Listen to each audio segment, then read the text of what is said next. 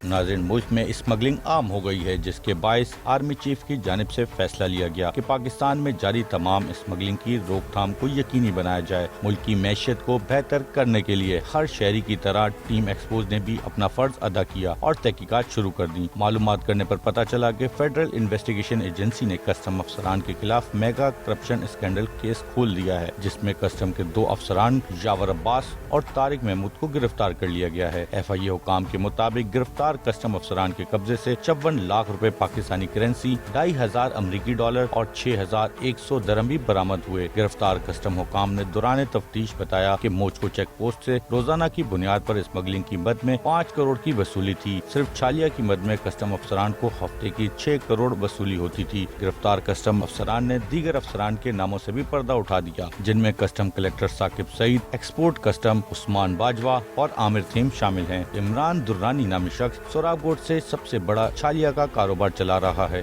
सोराबकोट से छालिया को मुख्तलिफ इलाकों में सप्लाई किया जाता है, जिससे गुटखा बनता है। स्मगलिंग ताफ्तान बॉर्डर और चमन बॉर्डर से शुरू होकर कराची से मुल्क के मुख्तलिफ हिस्सों में की जाती है, जिनमें गाड़ियों के टायर, ईरानी डीजल, पेट्रोल, कपड़ा, गाड़ियाँ, सिगरेट, बच्चों के खाने पीने की अशिया, छालिया, इलेक्ट्रॉनिक आइटम और खाने पकाने की तमाम तरह अशिया मौजूद हैं। आखिर कैसे ये सामान बलूचिस्तान के रास्ते कराची पहुँचता है, जबकि बलूचिस्तान से कराची तक तमाम इदारों की चेक पोस्टें मौजूद हैं, जिनमें सबसे ज्यादा जिम्मेदारी कस्टम हुकाम की बनती है। पहले आपको दिखाते हैं कि बलूचिस्तान से ईरानी डीजल और पेट्रोल कैसे आसानी से मुंतकिल होता है।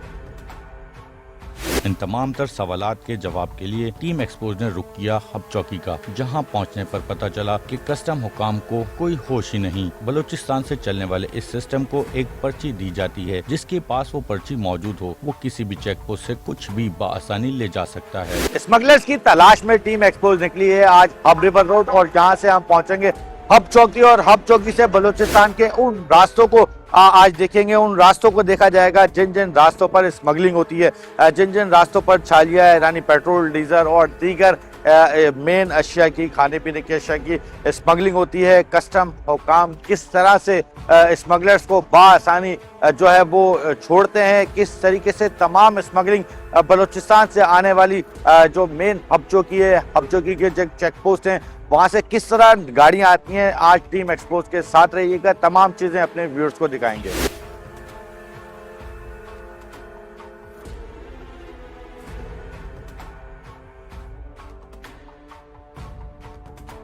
हम इस वक्त पहुंचे हैं मेन कस्टम चौकी। जब कोई भी गाड़ी बलूचिस्तान से आती है तो हब चौकी की जो मेन कस्टम चौकी कहलाती है, मेरा कैमरामैन अगर आपको दिखाए तो बिल्कुल अपनी गाड़ी के अंदर बैठ के बहुत ही खुफिया तरीके से कस्टम की चौकी को हम शूट कर रहे हैं। आप देख सकते हैं कि इस वक्त भी कस्टम चौकी खाली है। ये वो मेन कस्टम चौकी है जो बलूचिस्तान से कोई भी चीज़ स्मगलिंग की रोकथाम के लिए यहाँ पर बनाई गई है। कई गाड़ियाँ खड़ी हुई हैं, लेकिन कस्टम चौकी के बाहर दिन दहाड़े कोई मौजूद नहीं है। इतलात हैं कि जैसे ही यहाँ से सूरज ढलता है, यहाँ से बिल्कुल तमाम लोग चले आते हैं और एक पर्ची दी जाती है। वो पर्ची जो है जब पीछे से ही बलूचिस्तान से दे दी जाती है, वही पर्ची कस्टम की जो चेक पोस्ट है वहाँ पर वही पर्ची दिखाई जाती है। जितना भी माल हो आपके पास नॉन कस्टम जो भी चीज़ हो, चूँकि वहाँ पर आप काला धन दे चुके होंगे, उसके बाद इस कस्टम चौकी से वो चीज़ बासानी क्लियर हो जाती है। इस वक्त भी आप देख सकते हैं कि मैं कस्टम चौकी बहुत ही खुफिया तरीके से शूट करके दिखा रहा हूँ आपको, क्योंकि इसके साथ दीगर फोर्सेस भी मौजूद हैं जो अपना काम बाकायदगी से कर रही हैं। इसके साथ रेंजर्स की चौकी मौजूद है। अगर वहाँ मैं आपको दिखाऊं तो उस पर बाकायदा तौर पर लोग मौजूद हैं, तलाशी ली जा रही है, हर गाड़ियों की चेकिंग की जा रही है। लेकिन उसी के साथ कस्टम की जो चौकी मौजूद है उस पर कोई काम नहीं हो रहा, कोई एहलकार बाहर नहीं खड़ा हुआ दिखाई दे रहा, कोई नहीं है जो भी नॉन कस्टम सामान यहाँ से जाए आए, कस्टम की तरफ से कोई रोकथाम नहीं है। इतनी सख्ती के बावजूद कस्टम की तरफ से अब तक रोकथाम ना होना ये एक सवालिया निशान है।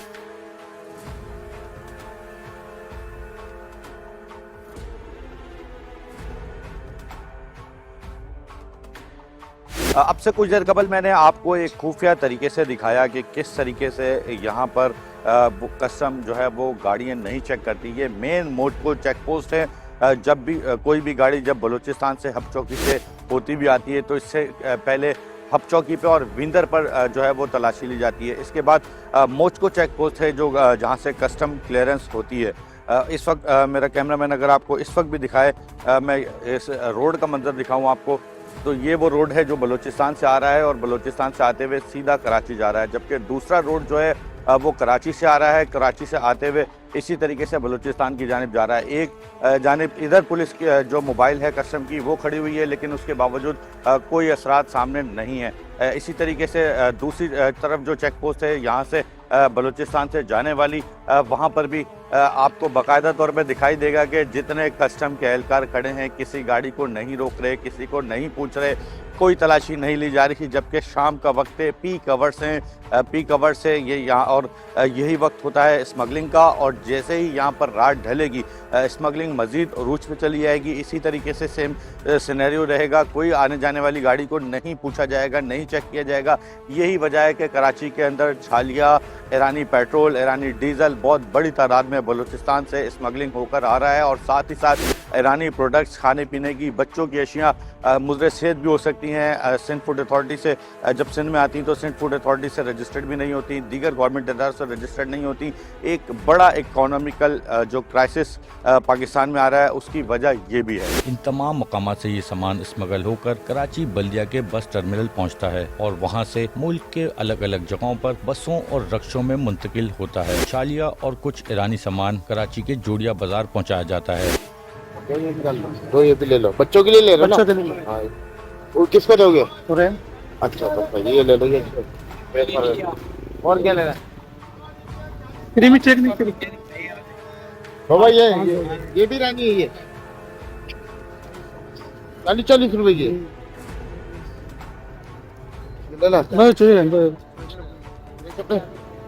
टीम एक्सपोज ने जोड़िया बाजार पहुंचकर छालिया की खरीदारी की। चले क्या किलो?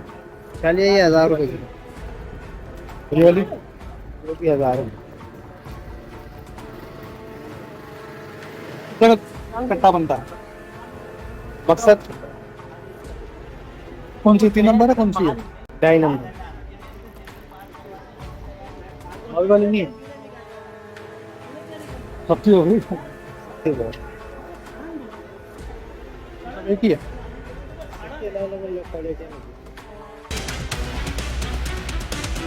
टीम एक्सपोज पहुंची हब चौकी के बाद कराची से बाहर जाने वाले रास्ते सुपर हाईवे, जहां पहुंचकर इस बात का अंदाजा हुआ कि कस्टम हुकाम की कराची से बाहर जाने वाले रास्ते पर कोई चेक पोस्ट मौजूद नहीं, जबकि आने वाले रास्ते पर मौजूद चेक पोस्ट पर कस्टम की गाड़ी तो खड़ी थी, ताहम कस्टम हुकाम गायब नजर आए। मैं इस वक्त कराची टूल प्लाजा पहुंच चुका हूं और जैसे ही मैं आज बात बताऊं कि आपको खास तौर पे स्मगलिंग पर हम आज का टॉपिक है हमारा, और स्मगलिंग बलूचिस्तान से होती हुई कराची पहुंचती है। कराची की हब चौकी के बाद जो है वो जितने स्मगलर्स हैं वो तमाम वो रास्ते इख्तियार करते हैं जो हाईवे के होते हैं, क्योंकि यहाँ पर मुबैना तौर पर कस्टम की मिली भगत से कराची में स्मगलिंग अब तक नहीं रुक सकी है। कई मरतबा कई इदारों ने, इवन के आर्मी चीफ की जानिब से भी स्मगलिंग पर नोटिस लिया गया है, लेकिन इसके बावजूद मैं इस वक्त सोराब कोट पर हूँ।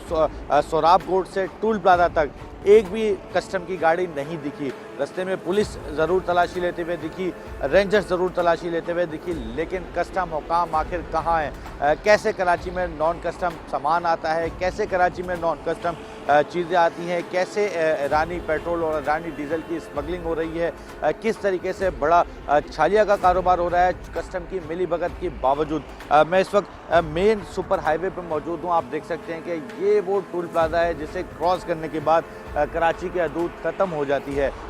टूल प्लाजा तक कोई कस्टम की चेक पोस्ट मौजूद नहीं है। जिस वक्त गाड़ी बलूचिस्तान से हबचौकी पहुंचती है, हबचौकी से नार्दर्न बाईपास का जो लिंक रोड है, रास्ता है नार्दर्न बाईपास का, वो लिया जाता है, जिससे गाड़ी सुपर हाईवे पे आ जाती है। इसी सुपर हाईवे पे गाड़ी पहुंचती है स्मगलिंग की, और उसके बाद यहीं से कराची से जब बाहर जाती है तो कराची से बाहर जाने के लिए यही रास्ता लिया जाता है। आज से चंद दिन कबल जो है मोटरवे पुलिस की मदद से हैदराबाद में जो छालिया की स्मगलिंग थी, हमने खुद यहाँ पर खड़े होकर नाकाम बनाई। ना हमारी इलाके पुलिस की जानिब से कोई मदद की गई, ना कस्टम की जानिब से मदद की। जब हम पहुँचे, गाड़ी पकड़ने का फैसला किया, तो तमाम इदारों ने जो है वो सिस्टम कह के, एक लफ्ज़ सिस्टम कह के हटा दिया, जिसके बाद जो है मोटरवे पुलिस की जानिब से मदद की गई और मोटरवे पुलिस के साथ हमने इस घिनौने धंधे को रोका। जब हम एज अ मीडिया पर्सन या एज अ मोटरवे पुलिस इस गौरख धंधे को रोक सकती है, तो कस्टम आखिर क्यों सो रहा है? कस्टम अपना काम, अपनी ड्यूटियाँ क्यों अंजाम नहीं दे रहा? यही वजह है कि कराची में स्मगलिंग इस वक्त करना बहुत आसान है।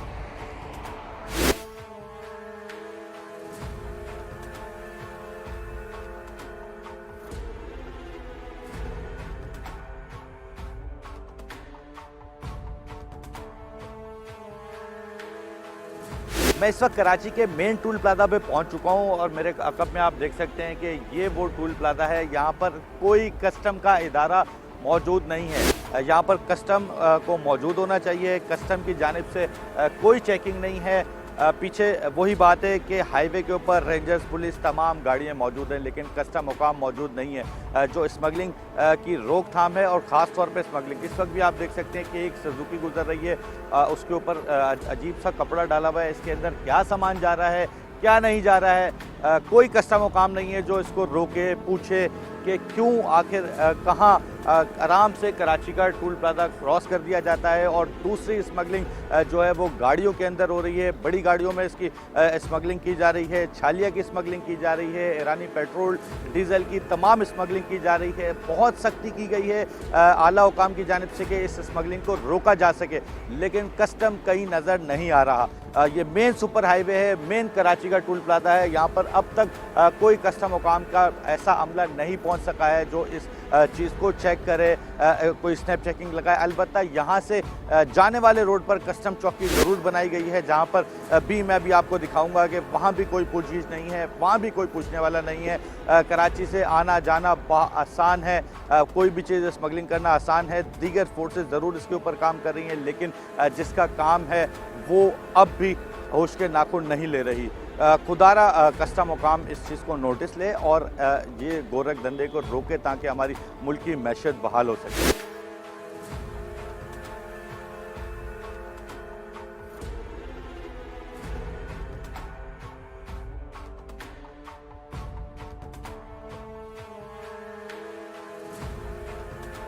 बिल्कुल, मैं इस वक्त मेन सुपर हाईवे पर ही मौजूद हूँ और मेन सुपर हाईवे पर मेरे अकब में आप कस्टम की चेक पोस्ट देख सकते हैं। ये वो कस्टम की चेक पोस्ट है जिसका काम है जब गाड़ियाँ कराची में इंटर होती हैं, हैदराबाद से या दीगर मकामात से, सुपर हाईवे से जब किसी भी जगह से गाड़ी आती है, इंटर होती है, उसे चेक करें। लेकिन कस्टम वाले इस वक्त किस तरीके से आराम से बैठे हुए हैं, किस तरीके से अपनी ड्यूटी सर अंजाम दे रहे हैं, आप देख सकते हैं कि कस्टम की एक गाड़ी भी खड़ी हुई है वीगो। ना ही कोई कस्टम का बाहर सिपाही मौजूद है, ना ही उस गाड़ी को स्टार्ट रखा गया है कि किसी के पीछे लग सके, ना ही कोई चेकिंग की गई है, ना ऐसा लगता है देख के कोई इन्फॉर्मेशन मौजूद है इनके पास, ना ही इनको ऐसा देख के लगता है कि इनका कोई इरादा है कि अगर कोई स्मगलिंग वाली गाड़ी आ रही है उसे रोकें, उसे पकड़ें। इसको इस तरह से इसकी कंडीशन है कस्टम चौकी की इस वक्त, इस तरह से सिचुएशन है कि इसे देखकर अंदाज़ा भी नहीं लगाया जा सकता, कि सोच भी नहीं सकते जो कस्टम वाले हैं कि वो किसी के पीछे लगेंगे या किसी को रोकेंगे, किसी को पकड़ेंगे। इसी तरीके से कस्टम की खामोशी है और इसी खामोशी की वजह से शहर के अंदर स्मगलिंग आम हुई हुई है।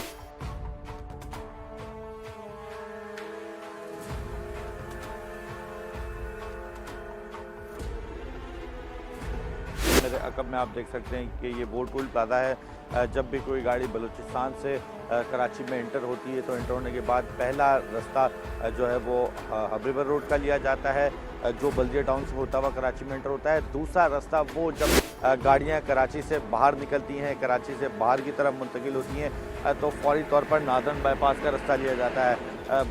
बलूचिस्तान से आने वाली गाड़ी हब पहुंचती है, हब पे नादन बाईपास का रास्ता लिया जाता है। नादन बाईपास के रास्ते के बाद यहाँ से गाड़ी सुपर हाईवे पे जाती है। ना इस मुकाम पर आपको कोई कस्टम की चेक पोस्ट नज़र आएगी, ना इससे पहले कोई कस्टम की चेक पोस्ट नज़र आएगी। जो सुपर हाईवे पे टूल प्लाजा तक कोई आपको कस्टम मुकाम नहीं दिखेंगे, माँ सिवाय सिर्फ और सिर्फ एक जो है वो कराची जब बलूचिस्तान से इंटर होते हैं तो हब चौकी के अलावा कोई कस्टम की चेक पोस्ट मौजूद नहीं है। और यही वो तमाम एरियाज़ हैं जहाँ से कस्टम का सामान जो है वो दीगर जगहों पर मुंतकिल होता है। पहले इतलात ये हैं कि यहाँ पर पहुँचता है, पहुँचने के बाद इन्हीं सुपर हाईवेज़ के डिफरेंट एरियाज़ के अंदर माल पहुँचाया जाता है।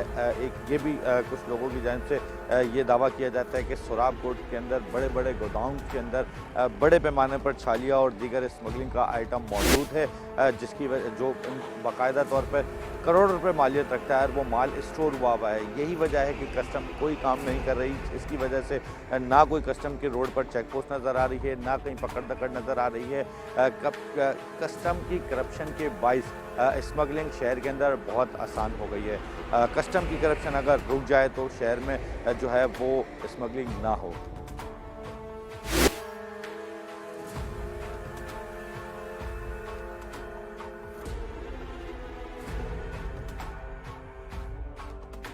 मैं इस वक्त सोराब रोड पहुंच चुका हूं और सोराब रोड की एक ईरानी मार्केट है जहां पर बॉर्डर से नॉन कस्टम सामान स्मगल होकर आता है।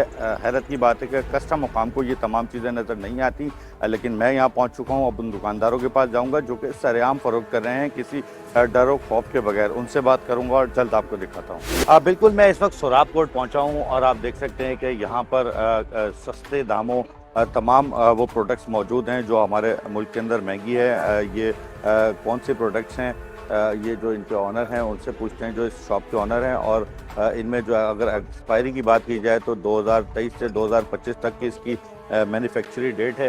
हाजी साहब इस वक्त मेरे साथ मौजूद हैं। कैसे हैं हाजी साहब, खैरियत से हैं? अस्सलाम वालेकुम। बिल्कुल खैरियत, अल्लाह का करम है। मैं शुक्रिया अदा करूँ मेट्रो वन कराची का कि वो वक्तन फ़वक्तन आवाम को आगाह करते जा रही है। मैं इस वक्त ईरानी स्टोर में खड़े हुए हैं जो इसमें तकरीबन 60% ईरान है और 40% पाकिस्तानी भी हैं। और पाकिस्तानी वो माल है जो हमें फैक्ट्री या उसे सस्ता लेके यहाँ पर आवाम को सस्ता देता हूँ ताकि उसको फ़ायदा पहुँचाए।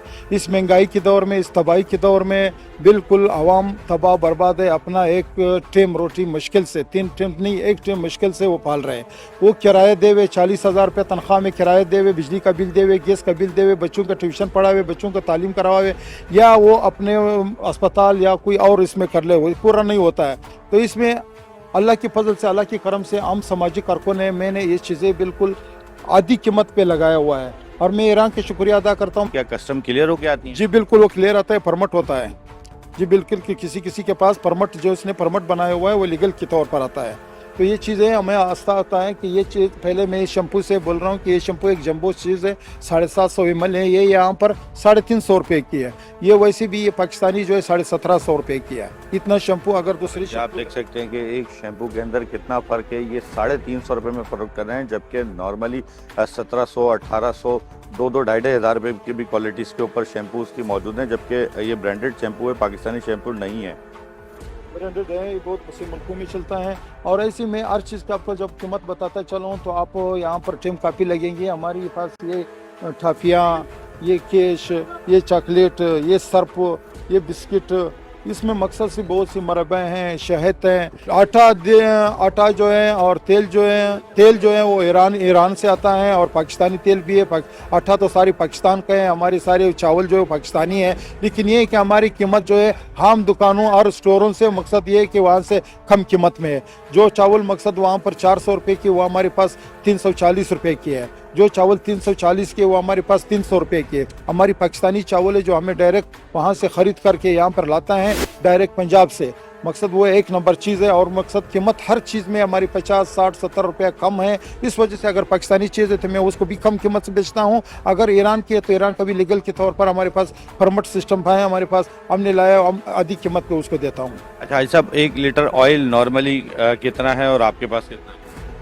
नॉर्मली मकसद ये एक आयात होता है जो ईरान की है, एक इंडोनेशिया की है। इंडोनेशिया की हमारी 420 रुपये का पड़ता है, जो मकसद वो जमता नहीं है और मसालन को मीठा लाता है। और दूसरी ये कि हमारी जो उड़ता नहीं है, वो अगर 1 पाव डाले तो 1 पाव रहेगा, आधा किलो डाले तो आधा किलो रहेगा। उसमें मलेशिया की और ईरान की एक ही जैसी क्वालिटियाँ हैं। और ईरान की हमारी हैं जो 25, वो 500 रुपये किलो पड़ता है ईरान की, और मलेशिया की 420 का पड़ता है। मकसद ऐसी है कि वो सस्ता है पाकिस्तानी से, जो किसान है या तो डालडा का तेल है उससे काफ़ी सस्ता पड़ता है। भाई साहब, एक नॉर्मल आदमी एक घर का राशन आपके पास लेके जाए, यहाँ से जाते हुए एक ये भी कॉन्सेप्ट है कि उन्हें कस्टम, पुलिस या दीगर ईरानी प्रोडक्ट्स के ऊपर तंग करती है। इस तरह का अगर कोई राशन लेने आए आपके पास और वो जा रहा हो तो फिर क्या तरीके का? बात आपकी बहुत अच्छी है, माकूल है। सब दुकानें ऐसे नहीं है कि जिसके पास परमिट नहीं है, जिसके पास उसका लाइसेंस नहीं है। ये बहुत सी लोगों के पास इसके लाइसेंस हैं, जो पाकिस्तान और ईरान ने अपना मायदा किया हुआ है। और इसके तौर पर बहुत सी दुकानें हैं जिसके पास नहीं है, लेकिन गरीब दुकानें, यहाँ से गरीब लोग आता है, दरपदर लोग आता है, मिस्किन लोग आता है, वो इसे फ़ायदा उठाता है। हम यहाँ पर न कोई गुटखा बेचता है, न कोई चालिया बेचता है, न कोई सिगरेट बेचता है, न कोई कपड़ा बेचता हूँ, न कोई टायर बेचता हूँ। यहाँ पर सिर्फ वो है कि गरीबों की जो तबाह बर्बाद लोग हैं, जो गरीब लोग हैं, उसके फ़ायदे के लिए ये। हाजी साहब का मकसद सिर्फ और सिर्फ ये है कि कोई गैर कानूनी काम नहीं है, ये सिर्फ और सिर्फ खाने पीने की प्रोडक्ट्स हैं जो लोग महंगे दामों खरीदते हैं। मैं आपको दिखाऊं कि ये डिफरेंट प्रोडक्ट्स हैं। अचार भी यहाँ पर मौजूद है, ऑयल भी डिफरेंट क्वालिटीज़ के मौजूद हैं। जो है वो चेरी है, बॉक्स पैक, डिफरेंट शैम्पू मौजूद हैं, डिफरेंट फेस वॉश मौजूद हैं। आप ये देख सकते हैं कि कितनी अच्छी क्वालिटीज़ के फेस वॉश हैं। इसी तरीके से जो है वो चॉकलेट्स हैं बच्चों की। आज तक ये बच्चों की चॉकलेट कितने की है? 330 रुपये की। वैसे आम कितने की है? ये बहुत महंगा है, 450-490 रुपये की है। और ये आप देख सकते हैं एक और ये सॉसेज जो है ये हमारे पास 200 रुपये की है, वैसे 450 रुपये की। हर चीज़ जो है वो तकरीबन आधे दामों यहाँ पर जो है वो फ़रोख्त हो रही है। इसी तरीके से जो है वो ये जैम जेलीज हैं। ऐसा भी जैम जेली 180 रुपये की है, वैसे 800 रुपये की। 380 और 800 का फ़र्क आप समझते हैं कितना होता है? ये आधे से भी ज़्यादा का फ़र्क आ चुका है। कस्टम हुकाम की जानिब से मुल्क के ताजरों को परेशान किया गया। ईरानी डीजल और पेट्रोल की स्मगलिंग रूज पर लाने के लिए पोर्ट से निकलने वाली कस्टम क्लियर पेट्रोल की गाड़ियों को भी कस्टम की जानिब से तंग किया जाता है, जिस पर ताजरों की जानिब से कई बार एहतजाज भी किया गया। कस्टम वाले ने हमारे से 1 लाख रुपया लिया है। अच्छा, सही 1 लाख लिया है। मोबाइल हमारा उठाया है। दूसरा हमारा गाड़ी का जितना डीजल था वो सारा गिरा दिया है। डीजल हमारा कस्टम कराची वाले ने कराची के सारे गाड़ियों में डीजल भरा हुआ है। सर तुम आओ हमारा, सारे तुम आओ चेक करो, आओ हमारे साथ सारे गाड़ी हमारे से पैसा लेता है, हमारे से रिश्वत भी लेता है। पैसा भी मेरे हाथों से लिया है, मैंने खुद लिया है। अकबर उसका नाम है, गाड़ी को मंगवाया खुद उसने, मैंने अपने हाथों से पैसा दिया। डीजल चेक करो सर, तुम आओ डीजल चेक करो, डीजल कितना गिरा है हमारा। डीजल 1 लाख मोबाइल जल्दी गिरा है। 2-3 गाड़ी चोरा है। इंसाफ चाहिए हम लोगों को।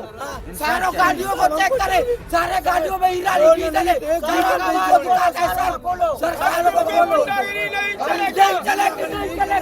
लोगों का गुंडागिरी नहीं चलेगी।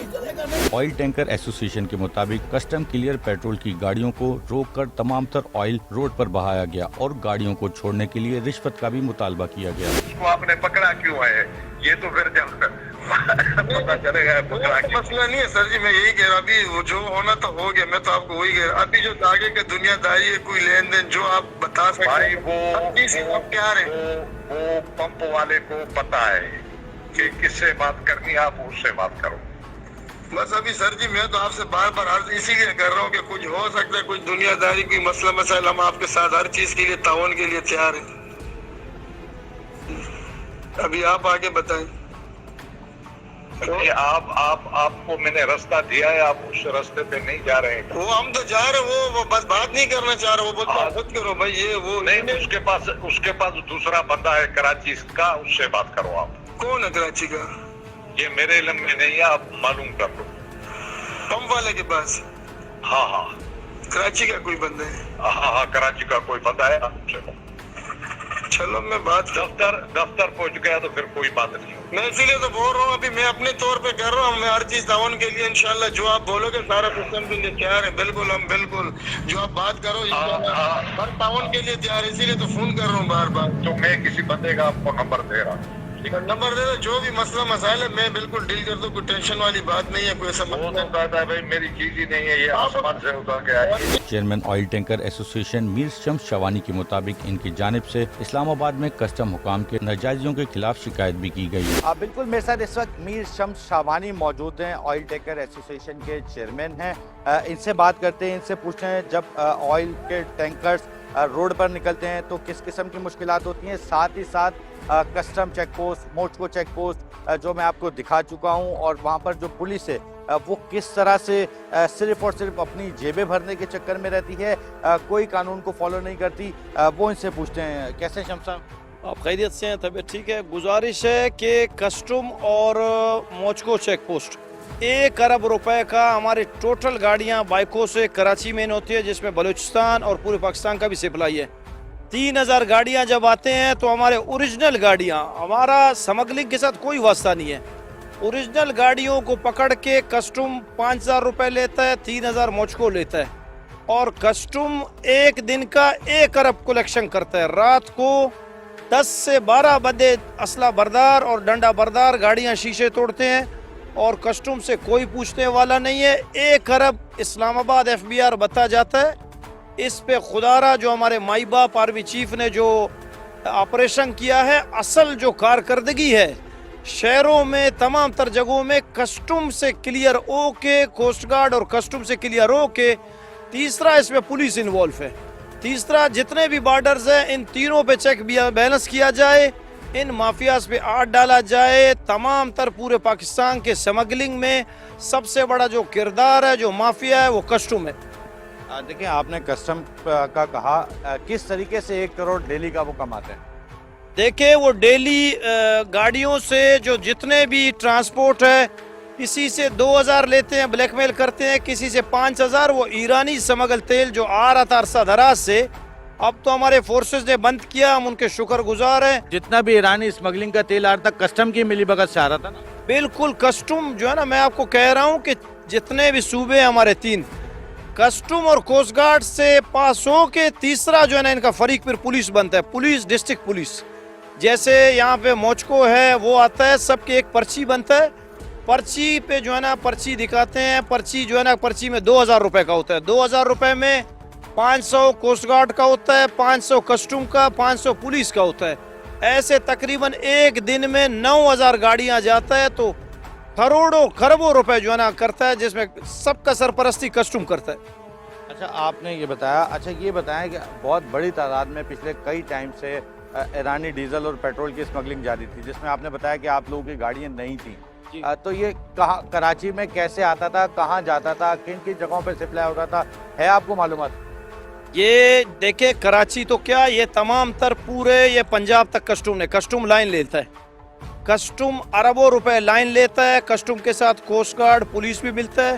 पहला लाइन कस्टम का होता है, एक गाड़ी पे कस्टम जो है ना 50,000 भी लेता है, लाख भी लेता है, कैपेसिटी के ऊपर होता है।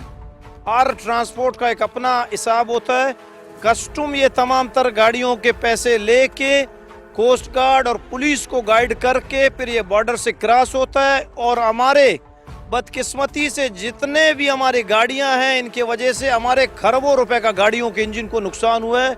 वाइट स्पिरिट आता है उसमें, कस्टम इनको क्लियरेंस देता है ईरान बॉर्डर से, तफ्तान से। हमारे पूरे पाकिस्तान में जो असल कारकर्दगी है, असल जो सबसे बड़ा माफिया है, जिनको कंट्रोल करना चाहिए, कस्टम FBR को 1 अरब का देता है, यही कलेक्शन करके इस्लामाबाद तक ये बता जाता है। अच्छा, मुझे एक और बात बता दें कि आखिर क्या वजह है, कितने 1 लीटर में इनको इन माफियाज के लोगों को कितने रुपए का 1 लीटर में फ़ायदा होता है जो ये काम नहीं छोड़ रहे ईरानी डीजल और स्मगलिंग का? देखिए, एक अरसा हो गया ये ऐसे माफियाज है कि इनको मैं आपको कह रहा हूँ कि खरबों रुपए ये इस्लामाबाद तक जाते हैं। ये पूरा चैन है, पूरा सिस्टम है। या जब तक इन पे हाथ नहीं डाला गया है इनको पता नहीं चलेगा, क्योंकि एक एक जो कलेक्टर है, एक एक कलेक्टर का खरबों रुपए के घर है, सबके डीएचएस में घर है।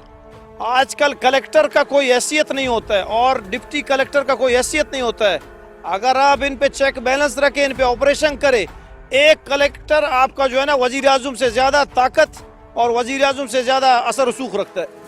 ये तो बहुत बड़ा क्लेम किया जा रहा है इनकी जानिब से कि कस्टम का एक कलेक्टर जो है वो इतना असर रसूख करता है कि उसके वज़ीर आज़म तक रसाई होती है, इतना असर रसूख करता है कि इतना पैसा उनके पास होता है।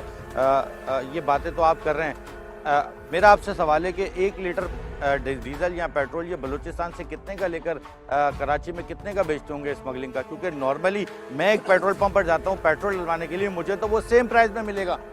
देखिए, गुजारिश है कि ईरानी पेट्रोल जब ये ले आते हैं ना, तो ईरानी में पाकिस्तान में टोटल 10 से 12 रुपए का डिफरेंस होता है।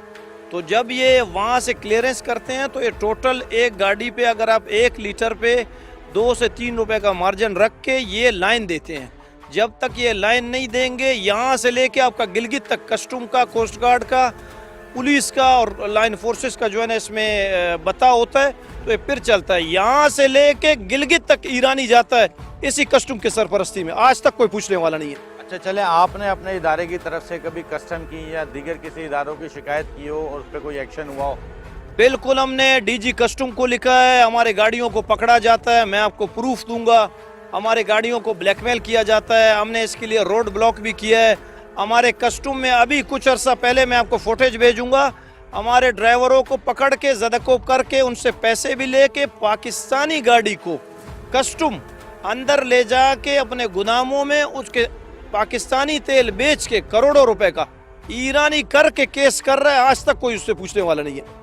ये तो कस्टम की जानिब से बहुत ही ज़्यादा जुल्म है। दूसरा, गाड़ियों का कारोबार भी एक बहुत बड़े तादाद में हो रहा है। बलूचिस्तान से अखबार ट्रांजैक्शन गाड़ियाँ आती हैं, कराची में बिकती हैं, उसमें भी कस्टम इन्वॉल्व होता है। इस तरह का क्या इंकशाफ करेंगे? देखिए, मैं आपको कह रहा हूँ कि स्मगलिंग में 100 में से 80% स्मगलिंग में, और जितने भी गाड़ीज है, जितने बॉर्डर्स है, Afghanistan border, Iran border, 3 borders हमारे लगते हैं। जेकाबाद बॉर्डर, ये सिंध जो यहाँ का बॉर्डर है, तीनों बॉर्डर्स में 100 में से 80% स्मगलिंग में फर्स्ट ऑफ ऑल जो है ना कस्टम इन्वॉल्व है। वो क्लियरेंस दे के फिर यही कस्टम के लोग जो है ना बाकी इदारों को लाइन देते हैं। बिल्कुल, जिस तरह आर्मी चीफ ने सख्त नोटिस लिया है, स्मगलिंग की रोकथाम को यकीनी बनाने की तमाम इदारों को हिदायत की है, उसी तरीके से इम्कान ये जाहिर किया जा रहा है कि पाकिस्तान के अंदर, खासकर कराची के अंदर, सिंध के अंदर स्मगलिंग रुक जाएगी। लेकिन अगर ये कस्टम हुकाम सही हो जाएं और प्रॉपर तरीके से अपना ईमानदारी से काम करने शुरू हो जाएं, तो वो दिन दूर नहीं कि हमारे मुल्क के अंदर से स्मगलिंग जैसी नासूर चीज़ खत्म हो जाएगी। कराची से बाहर जाने वाली छालिया की स्मगलिंग की रोकथाम के लिए टीम एक्सपोज की जानिब से कस्टम हुकाम और पुलिस से राब्ता किया गया, ताहम लफ्ज़ सिस्टम कहकर कोई कार्रवाई नहीं हुई। फिर सुपर हाईवे पर मौजूद मोटरवे पुलिस की मदद से कराची से हैदराबाद जाने वाली गाड़ी टीम एक्सपोज ने पकड़ ली। नाज़रीन, टीम एक्सपोज जराइम पेशा अफराद और सिस्टम के किसी भी खौफ में न आते हुए अपने नाज़रीन तक सच पहुँचाती रहेगी और आप हमें हमेशा ऐसे अनासिर का पीछा करते देखेंगे।